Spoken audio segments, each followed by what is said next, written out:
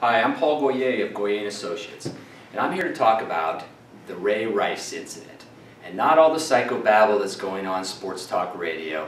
I'm going to talk to you from the position of my law firm, and one thing that really bothers me. Now, first of all, let's be clear.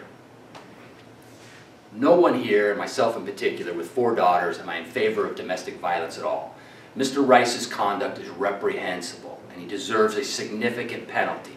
My problem is with the way the penalty was administered, with the lack of leadership with the NFL, and with the complete spinelessness of the NFL Players Association.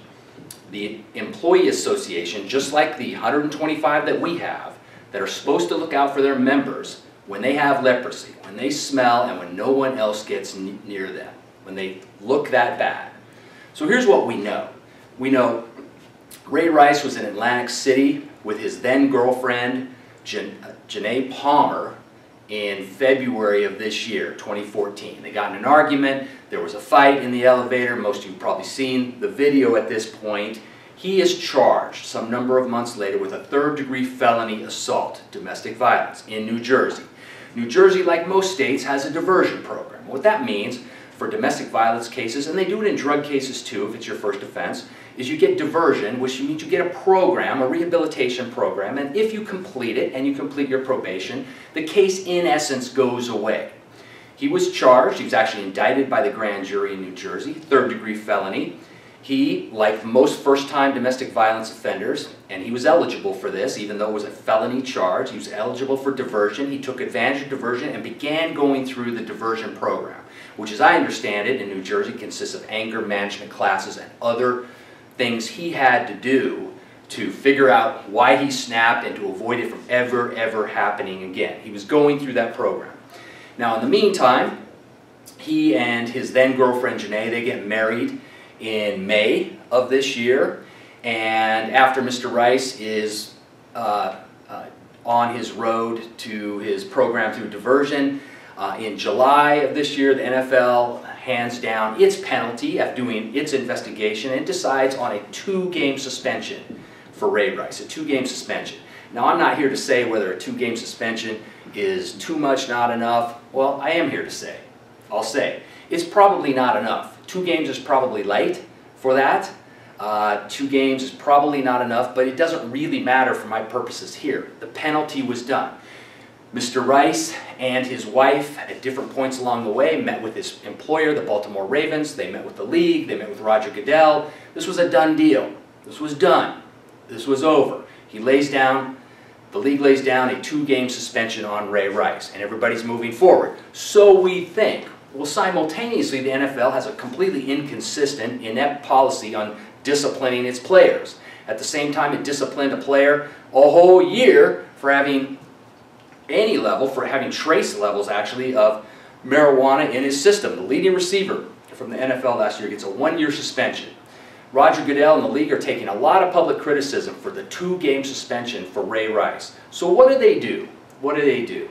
Instead of stepping up and say, we did our investigation and we took the action we thought was most appropriate based on what we knew, or even instead of standing up and said, look, we made a mistake, we didn't do enough, but here's our new policy and here's what we're going to do forward, they, I believe, released this video. Now, of course, TMZ released it, but we now know that the police say that the NFL had the video that's now become famous, the video of the domestic violence incident in the elevator. They had that as early as April of this year, April of 2014. So we can assume the league had that information at its disposal. And I can tell you what, in our office, that's one of the absolute first things we secure. When we do any case with any kind of investigation, we look for audio or video recordings of any source. And we think they might be out there. We get our investigators out there and we look for them. And we find those because that is the most critical bits or pieces of information that you have to make sound strategy decisions going forward. So, of course, the video is released by NFL, I mean TMZ, and the public is outraged. And every person with a laptop and a smartphone is writing about it. Every news entity can't stop talking about it. And now what happens? The Baltimore Ravens terminate Mr. Rice's contract. Wait a minute, they were good with a 2-game suspension. On the same information, they terminate his contract. And the NFL now suspends Mr. Rice indefinitely.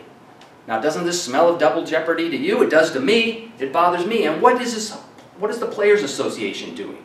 What is the organization doing that's supposed to stand up for one of its members, who's obviously not a good guy, or at least wasn't in February of 2014? They're doing nothing. That's my problem. They pay a lot of dues to the Players Association, and they're standing by doing nothing, while Mr. Rice has his contract terminated by his employer, the Baltimore Ravens, and the league has suspended him indefinitely. He may never play football again. Probably the one thing he can do well in this society or in this world. All after it had been settled. All after it had been resolved, based only on an avalanche or a tsunami of public opinion. Where's the leadership there? One last comment I'm going to make. Who thought about the true victim in this case? When the NFL/TMZ released this video to inflame public opinion so they could then go back and redo the disciplinary case it did on Mr. Rice, did anybody think of Janae Rice? Anybody think of her? Because what's happened to her? She's been questioned, she's been ridiculed, she's been criticized, she's been blamed. Let's be clear about this. This was not Janae's fault. Janae has no blame in this whatsoever. And Janae's decisions, whether she stayed with Mr. Rice, whether she decided to marry Mr. Rice, whatever she did, that's her decision, and she should not be criticized for that. She should have been recognized as the victim. Instead, she, in essence, has been victimized a second time, maybe worse than anyone else, and no consideration was made for her. Why? Because the NFL wanted to cause a stink that would allow them to go back and hammer Mr. Rice. They throw Mr. Rice under the bus. He's their sacrificial lamb. Everybody can move forward, and the NFL can keep plowing ahead, making the billions of dollars that it makes. Because you know what? NFL fan will keep buying beer, keep buying hot dogs, and keep watching that thing on their sofa or coming to the games. That's what bothers me. Mr. Rice, if I was you, I'd get a good lawyer. I'd take action against the Baltimore Ravens and the NFL, and I'd do it soon.